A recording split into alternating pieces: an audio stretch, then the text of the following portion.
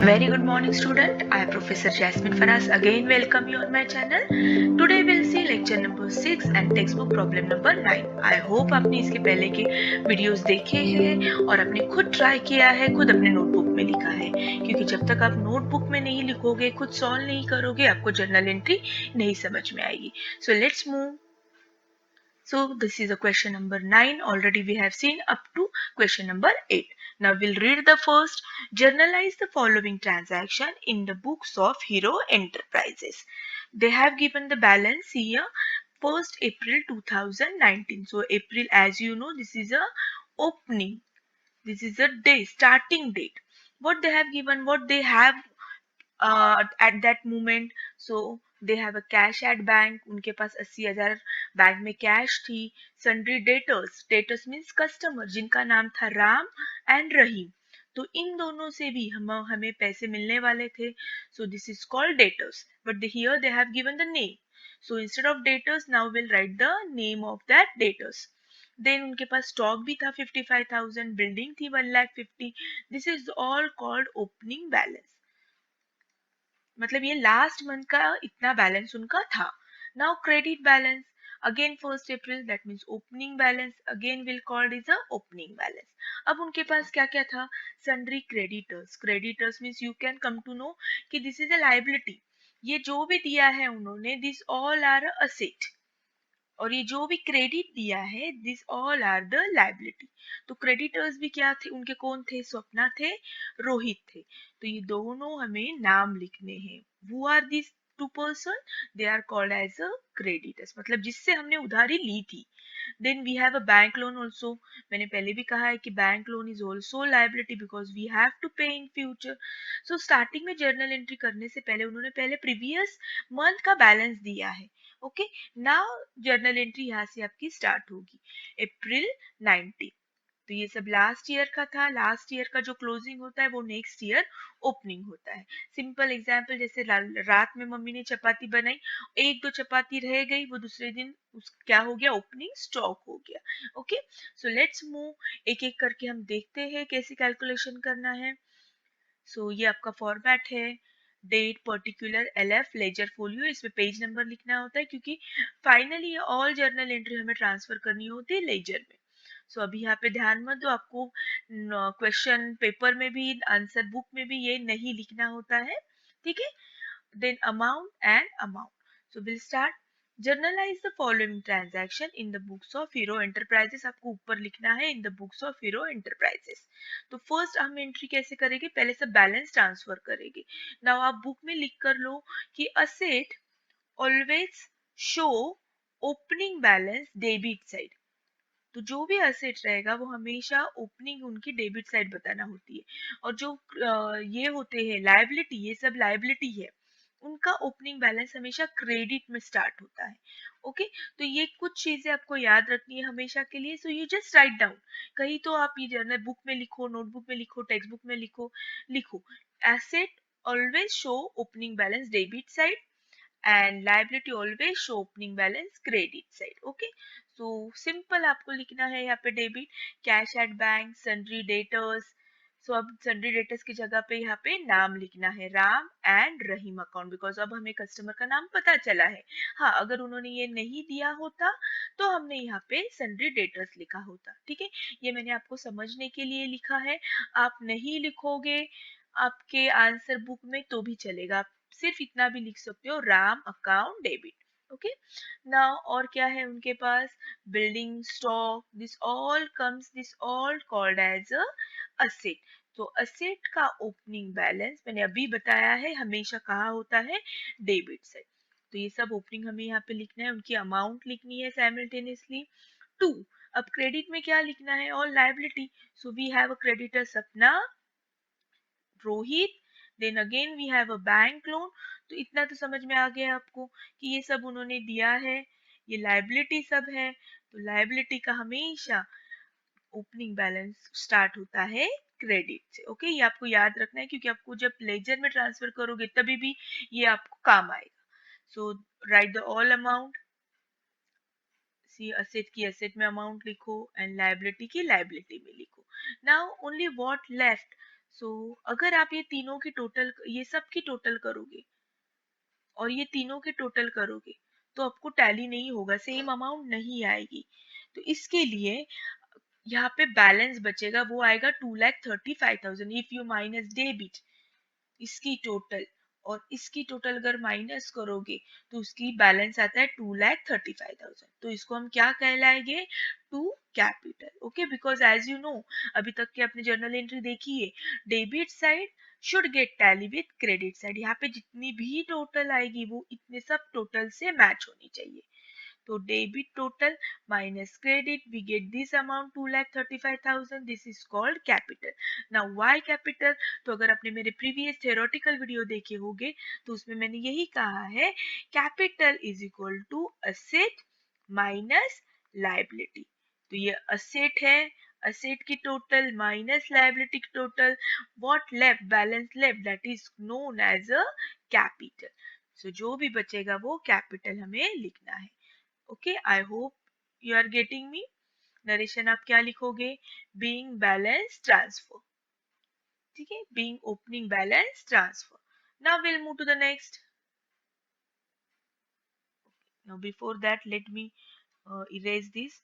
तब तक आप पढ़ लो क्या क्या दिया है ठीक से, इजी है। अब हमारी जर्नल एंट्री स्टार्ट हो गई है, नेक्स्ट मंथ की, लास्ट मंथ का हमने जो भी बैलेंस था वो ट्रांसफर कर दिया है और अब हम लोग जर्नल एंट्री के पास जाएंगे। Okay, so now see what is the first April purchase goods worth rupees 1,50,000 from Prashant and company. Okay, अब आपने यहाँ पे क्या किया है, परचेज गुड्स किया है, so one account will come purchase account. यहाँ से किसके पास से किया है, Prashant and company, and 20% trade discount. Okay, so trade discount we never show in the books of account, तो ट्रेड डिस्काउंट का नाम नहीं आएगा। यहाँ पे कैश परचेस नहीं किया है, कुछ दिया ही नहीं है, that means this is a credit purchase. And whenever credit purchase is there we have to write the name of the person or name of the company। यहाँ पे कंपनी का नाम दिया है, so what entry will comes, and 1,50,000 पे 10% आपको trade discount करना है। मैं खुद चाहती हूँ कि आप मेरा वीडियो पॉज करें, पहले खुद ट्राई करें और फिर आंसर चेक करें। सो सी एंट्री क्या आएगी, purchase is a nominal account, so debit the expenses. So see इधर एंट्री देखो क्या आएगी, purchase account debit to Prashant and company, और हमें अमाउंट क्या लिखनी है, 1,35,000। क्यों 1,35,000 ओनली, बिकॉज 1,50,000 पे उन्होंने ट्रेड डिस्काउंट दिया है। ट्रेड डिस्काउंट मतलब क्या, the discount given by the seller to the buyer to increase his sale. So ये देखो जीरो गए, सो डिस्काउंट मिला 15,000, और ये 15,000 हम क्या करेंगे, माइनस करेंगे, and will write purchase 1,35,000। We never show trade discount, यहाँ पे कहीं पे भी मैंने डिस्काउंट का नाम नहीं लिखा है। ओके, अगर आप प्रीवियस वीडियो देखोगे तो आपको बहुत अच्छे से समझ में आएगा। Now will move to the fourth one. Again read, sold goods to mister Amit Sharma 70,000 trade discount on a credit. Same हूबहू यही एंट्री है, सिर्फ यहाँ पे परचेस था, यहाँ पे सेल्स है।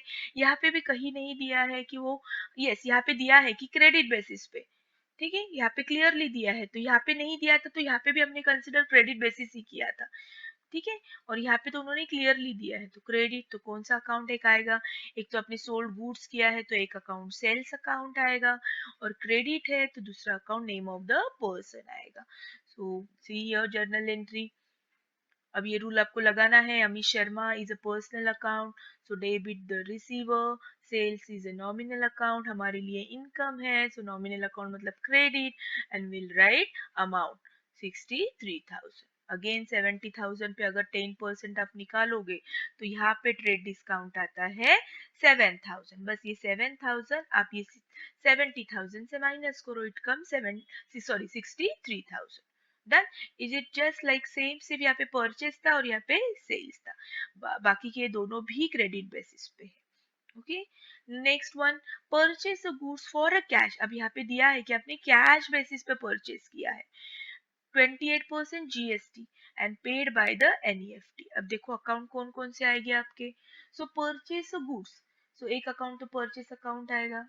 देन नेक्स्ट, फॉर कैश बोला है, मतलब उधारी पे नहीं, यहाँ पे कुछ है, हमने जो भी परचेस किया कैश पे किया तो दूसरा अकाउंट आएगा कैश। जीएसटी भी कैलकुलेट करना है तो तीसरा अकाउंट आएगा जीएसटी। और जो भी पेड किया है हमने एनईएफटी किया है मतलब अकाउंट आएगा हमारा बैंक अकाउंट। ओके, तो अब यहाँ पे 2 मिनट ध्यान देना है कि यहाँ पे उन्होंने बोला है परचेस फॉर कैश और यहाँ पे बोला है पेड बाय एनईएफटी। तो अब कैश भी बोल रहे हैं और एनईएफटी भी बोल रहे हैं तो कितना कंफ्यूज किया है देखो यहाँ पे सेंटेंस में। तो हम यहाँ पे क्या लेंगे, paid by the bank, because यहाँ पे उन्होंने पेड बैंक से किया है तो हम भी बैंक अकाउंट लेंगे।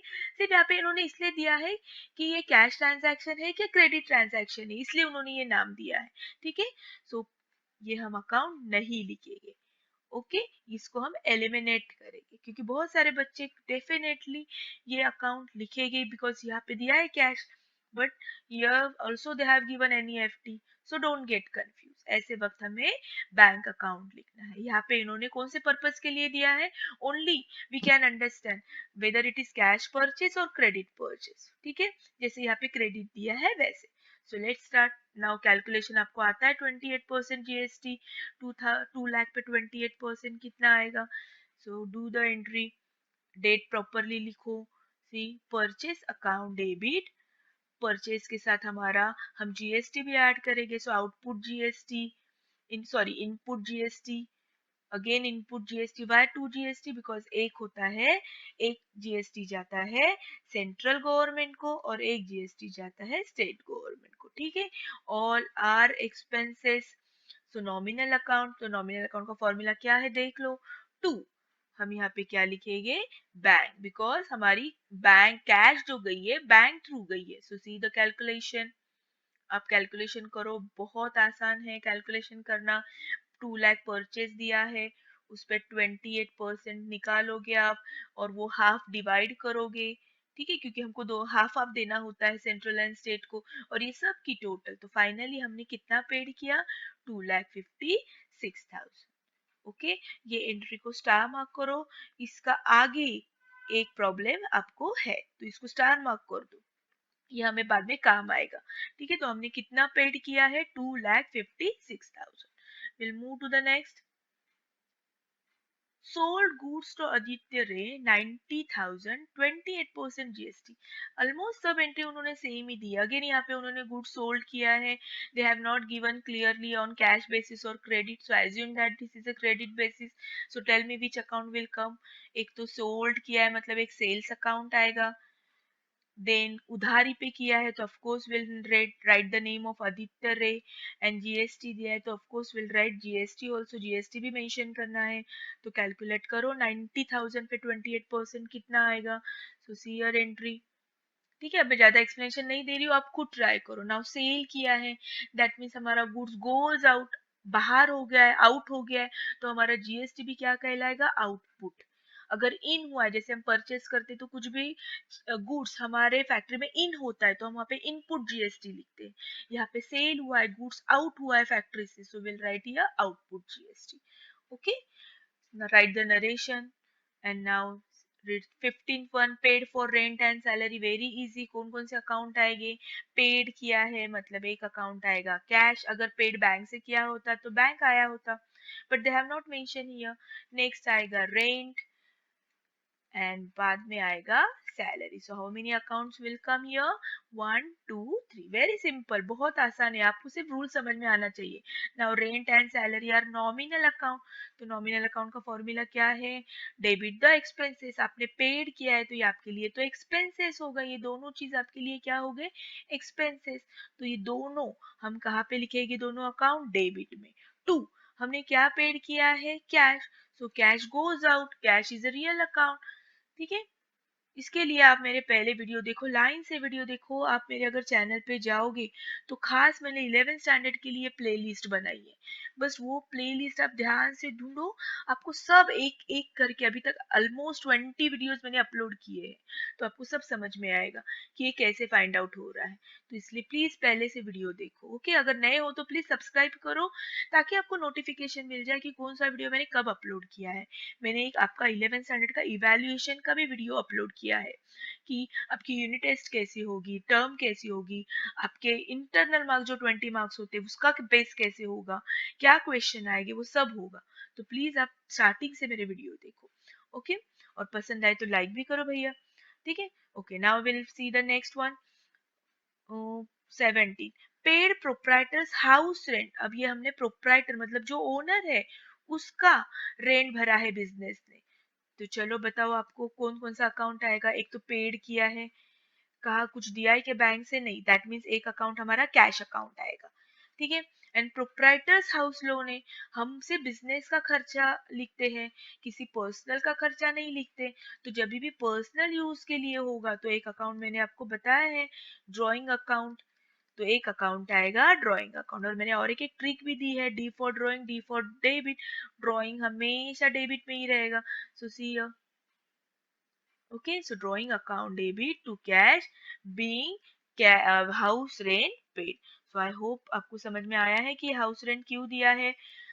अगर यही दिया होता ऑफिस रेंट तो हमने यहाँ पे ड्राइंग नहीं लिखा होता, फिर हमने यहाँ पे एक्सपेंसेस का नाम लिखा होता। ओके, बट यहाँ पे पर्सनल खर्चा है, सो पर्सनल खर्चा रहेगा तो वो हम नहीं बताते बुक्स में, तो will write drawing account. Okay, now will move to the next. Okay, this is done. We all clear. 12, 15, 17 we have done. Now we'll turn to the 20. देखो ये 20 इसलिए मैंने आपको कहा था, आप ध्यान से सुनो क्या है। Sold half of the goods purchase on 9th अप्रैल।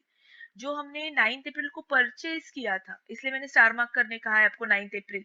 फिर एक बार टर्न करो जर्नल एंट्री वीडियो, फिर से एक बार बैकवर्ड जाओ और देखो कि 9th अप्रैल को हमने कौन सी एंट्री की थी।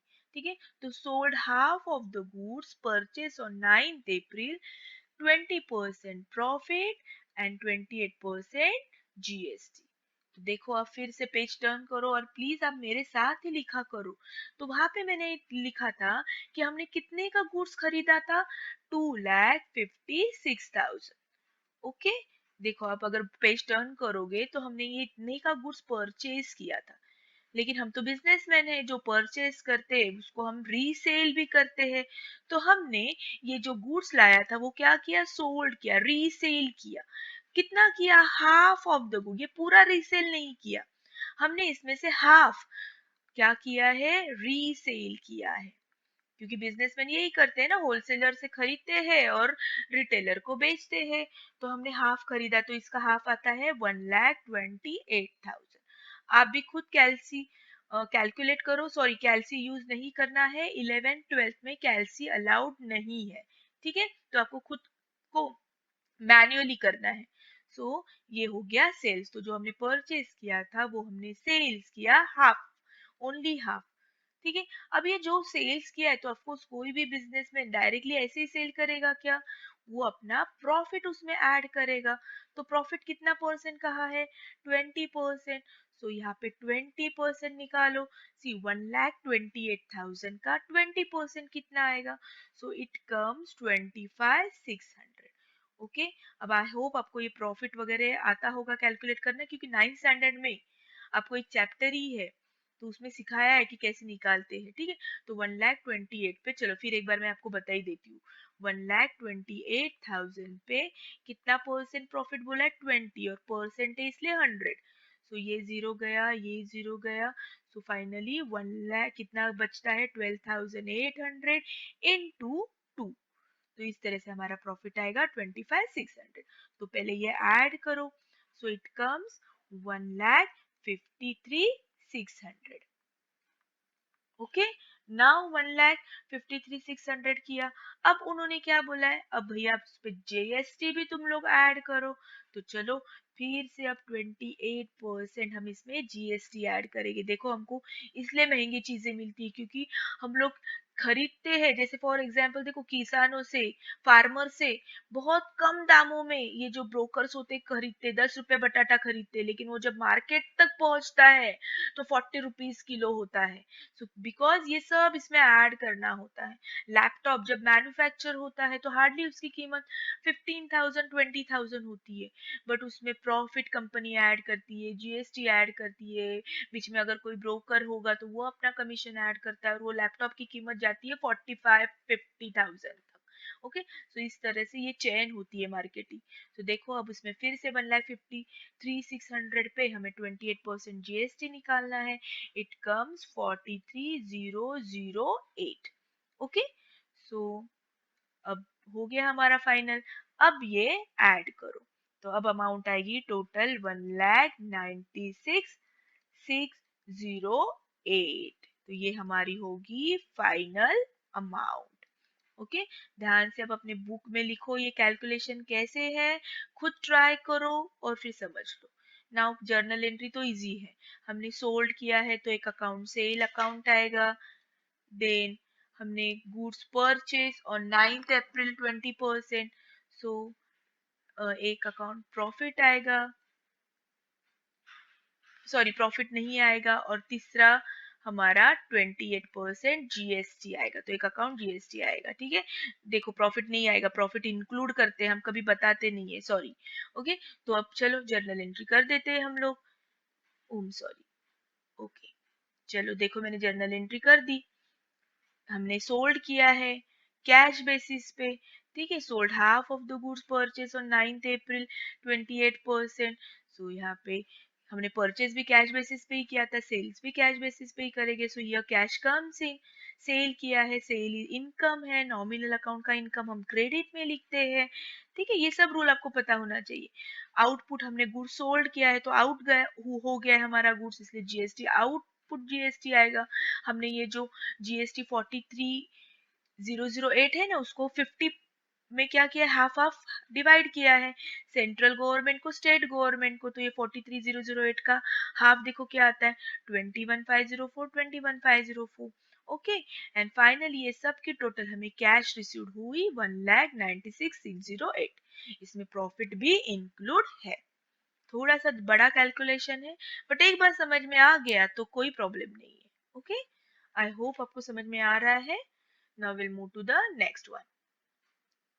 Okay, now it's very easy. Paid for wages हमने पेड किया है, किसके लिए किया है, वेजेस मतलब वर्कर्स के लिए पेड किया है। सो एक अकाउंट पेड किया है मतलब कैश अकाउंट आएगा, दूसरा वेजेस अकाउंट आएगा। Wages is a nominal account, expenses है तो एक्सपेंसेस तो डेबिट में आता है, तो wages account debit to cash being paid for wages. Next, purchase furniture. अब हमने परचेस क्या किया है, फर्नीचर, तो एक अकाउंट आएगा फर्नीचर। मिस परचेस क्यों नहीं आएगा, हम परचेस भी लिख सकते हैं, तो नहीं, आप परचेस नहीं लिख सकते हैं। जब आप गुड्स खरीदोगे तो ही आप purchase account and sales account लिख सकते हो। ओके, यहाँ पे आपने असेट खरीदा है, सो असेट का नाम हमें लिखना है, so don't get confuse. Okay, so एक अकाउंट आएगा फर्नीचर, और जीएसटी भी हमने पेड किया है तो, और एक अकाउंट आएगा जीएसटी। लेकिन आपने परचेस किया है तो इनपुट जीएसटी आएगा, आपने फर्नीचर इन किया है, अंदर लेकर आए हो बिजनेस में, तो input GST. And amount paid किए आरटीजी से, मतलब एक अकाउंट आएगा bank. Now you decide which account furniture, furniture कौन सा अकाउंट है। See here, you have to apply your rules here. So it done when 25th key entry. Now we'll move to the 28. Now what 28 will come? See here. Sold old furniture. अब यहाँ पे नया furniture खरीदा है तो of course अब sold old furniture खरीद कर देंगे उन लोग old furniture. So sold old furniture 20,000 for rupees 12,000। तो चलो अब कैसे एंट्री करोगे, अब सोल्ड किया है, क्या सोल्ड किया है, furniture, so one account will come furniture. यहाँ पे सेल्स अकाउंट नहीं आएगा क्योंकि यहाँ पे गुड्स नहीं दिया है। ओके, फिर एक बार मैंने एक्सप्लेनेशन दिया जैसे यहाँ पे दिया था। So sold old furniture 20,000 for rupees 12,000. So आपने फर्नीचर सोल्ड किया है, furniture goes out and cash comes in, लेकिन कैश तो सिर्फ यहाँ पे 12,000 आई है, लेकिन फर्नीचर तो हमारा 20,000 जाएगा। सो कैश कम्स इन मतलब 12,000 हम डेबिट में लिखेंगे, 20,000 फर्नीचर 20,000 का गया तो क्रेडिट में लिखेंगे। बट व्हाट रूल से, debit and credit should get tally. अगर डेबिट में आप 12,000 लिख रहे हो तो क्रेडिट में भी 12,000 लिखना है। अच्छा, क्रेडिट में 20,000 लिख रहे हो तो डेबिट में भी 20,000 लिखना है, उसके बिना हमारा अकाउंट क्लोज ही नहीं होगा। तो ये दोनों का डिफरेंस जो है 8,000, वो हम क्या करेंगे, तो देखो जर्नल एंट्री में क्या किया है। ठीक है, देखो यहाँ पे फर्नीचर, पूरा फर्नीचर गया बट उसकी वैल्यू कितनी थी 20, तो फर्नीचर के सामने बराबर 20,000 लिखो। Okay, but cash comes in, कितनी आई 12,000, बट यहाँ पे डिफरेंस आ रहा है 8,000 का। It is called as a loss on furniture. Of course furniture पे लॉस हुआ है 8,000 का। So loss is a nominal account. Nominal account का फॉर्मूला क्या होता है? Debit the expenses and losses, इसलिए हमने इसको डेबिट में लिखा। इसके लिए आपको रूल्स अच्छे से आने चाहिए बस। तो पहले से वीडियो देखो, बहुत इजी है जर्नल एंट्री। और जर्नल एंट्री बेस है अपने अकाउंट का। अगर जर्नल एंट्री नहीं आएगी तो लेजर नहीं आएगा, लेजर नहीं आएगा तो ट्रायल बैलेंस नहीं आएगा, और ट्रायल बैलेंस नहीं आएगा तो फाइनली जो फाइनल अकाउंट हम बनाते वो आपको नहीं आएगा। तो प्लीज आप बिल्कुल ये चैप्टर को स्किप मत करो। ये कंपलसरी चैप्टर है, आपको करना ही है अगर आपको कॉमर्स करना है तो। Okay, now will move to the next. Sold share 10,000। So let's see now क्या है, आप पढ़ो थोड़ा सा क्या दिया है, तब तक मैं ये रफ करती हूँ। Sold shares of ₹10,000 for ₹15 and amount received by a cheque. आपके पास, आपने कभी तो इन्वेस्ट किया होगा, आपने मतलब बिजनेस में, जो बिजनेसमैन है उसने इन्वेस्ट किया होगा, तो उसने अब शेयर क्या किए, अपने सोल्ड किए हैं। सो one account will come shares and receive किया है चेक से। सो मतलब बैंक आएगा, तो एंट्री क्या आएगी? Bank account debit to investment account, या आप ऐसे लिख सकते हो इन्वेस्टमेंट इन शेयर अकाउंट। आपने इन्वेस्टमेंट किसमें की? शेयर्स में की, तो आप ऐसे भी लिख सकते हो कि bank account debit to investment in shares account, it's come 15,000। ठीक है, आई होप आपको समझ में आया है। लेकिन हमने हमने क्या किया है? शेयर्स, हमें पैसे तो मिले 15,000 बट शेयर की वैल्यू थी 10,000। सी, फिर से टैली नहीं हुआ। जैसे यहाँ पे टैली नहीं हुआ था वैसे यहाँ पे भी टैली नहीं हो रहा है। यहाँ पे 15,000 आ रहा है, यहाँ पे 10,000 आ रहा है, तो डिफरेंस यहाँ पे आ रहा है। पहले इसमें डिफरेंस यहाँ पे आया था, अब के प्रॉब्लम में डिफरेंस यहाँ पे आया है। So it is called profit on investment. Of course आपने जब शेयर खरीदे, जो भी 5 साल पहले 10 साल पहले, तब वैल्यू 10,000 थी। लेकिन अब शेयर मार्केट हाई हो गया, आज उसकी प्राइस बढ़ गई, तो आपने वो 15,000 को खरीदा, आपके बैंक में 15,000 जमा हो गए, तो ऑब्वियसली 5,000 आपका प्रॉफिट होगा। जैसे लॉस ही नॉमिनल अकाउंट है, प्रॉफिट भी नॉमिनल अकाउंट है। और नॉमिनल अकाउंट का फॉर्मूला अभी मैंने बताया है, debit the expenses and losses, credit income and gain. Gain मतलब प्रॉफिट, इसलिए प्रॉफिट हम क्रेडिट में लिखते हैं। ओके, सो आई होप आपको समझ में आया है। बार बार प्रैक्टिस करो, वीडियो लाइक करो, अपने फ्रेंड्स के साथ प्लीज शेयर करो। Thank you so much, have a nice day, bye bye.